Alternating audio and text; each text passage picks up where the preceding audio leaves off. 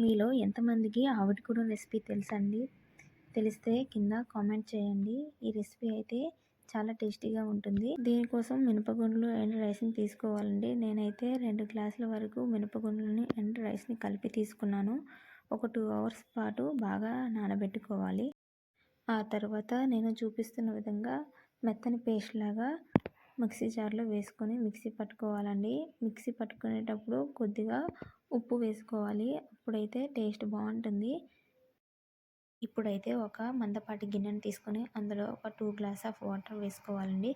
దానిపైన ఒక తెల్లటి గుడ్డని కట్టి మనం ప్రిపేర్ చేసుకున్న పిండిని ఈవెన్గా స్ప్రెడ్ చేస్తూ స్పూన్ తోటి ఒక దోశలాగా వేసుకోవాలి. దానిపైన లిడ్ పెట్టి కవర్ చేయండి. ఆ తర్వాత స్టవ్ పైన 10 మినిట్స్ వరకు బాగా కుక్ చేసుకోవాలండి. ఇప్పుడైతే బాగా కుక్ అయిందండి. ఇలా ఓపెన్ చేసి ఒక స్పూన్ తోటి చిన్నగా దాన్ని సపరేట్ చేసుకోవాలి. కొంచెం కొంచెంగా తీసుకుంటూ సపరేట్ చేసుకోండి, లేదంటే కాలుతుందండి. వీడియోలో చూపిస్తున్న విధంగా సపరేట్ చేసుకోండి. ఆ తర్వాత దీన్ని ఒక గిన్నెలోకి వేసుకుందాము.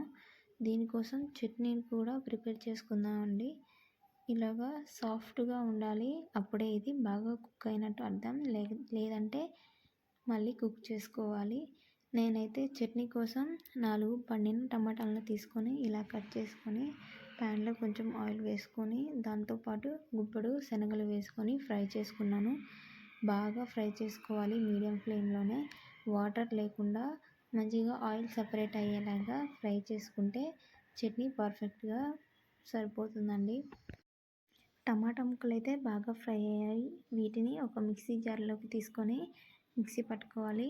ఇందులోకి కొద్దిగా పసుపు, ఉప్పు, కారం, మీ దగ్గర ఎండుమిర్చి లేదా పచ్చిమిర్చి ఉంటే వేసుకోవచ్చండి, లేకపోతే స్కిప్ చేసే అండ్ 2 వెల్లుల్లి రెబ్బలు కూడా వేసుకోవాలి.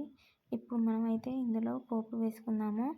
ఒక కడాయి పెట్టుకొని అందులో 2 టేబుల్ స్పూన్ వరకు ఆయిల్ వేసుకోవాలి. అందులోనే జీలకర్ర, తాలింపు గింజలు, పచ్చిమిర్చి లేదా ఎండుమిర్చి, కరివేపాకు వేసుకొని కొంచెం చిటపటలాడనివ్వండి. ఇందులోకి అయితే మనం ముందుగా రెడీ చేసి పెట్టుకున్న మిశ్రమాన్ని అయితే వేసుకొని బాగా ఫ్రై చేసుకోవాలి. ఆ తర్వాత స్టవ్ ఆఫ్ చేసుకోండి. అంతేనండి, టేస్టీగా ఉండే చట్నీ అయితే రెడీ అయిపోయింది. ఈ వీడియో కనుక మీకు నచ్చినట్లయితే లైక్ చేయండి, షేర్ చేయండి అండ్ సబ్స్క్రైబ్ చేసుకోవడం మర్చిపోకండి. మీకు ఏ రెసిపీ వీడియో కావాలో ఆ రెసిపీ నేమ్ కింద కమెంట్ సెక్షన్లో కమెంట్ చేయండి. మీకైతే నేనైతే ఆ రెసిపీ చేసి చూపిస్తాను.